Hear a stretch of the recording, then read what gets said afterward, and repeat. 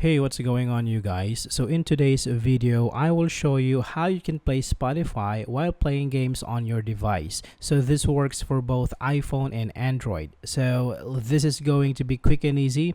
Now let's start.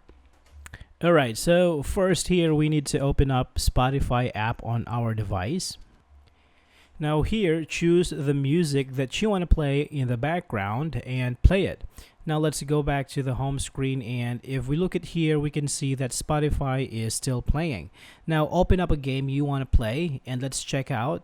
We can see that Spotify still is playing. So as long as the app allows it, Spotify will continue playing in the background even if you are playing games on your device. So again, this process is the same whether you are on Android or you are on iOS. Alright, so I hope this is helpful for you guys. Thank you for watching, and I will see you on the next one.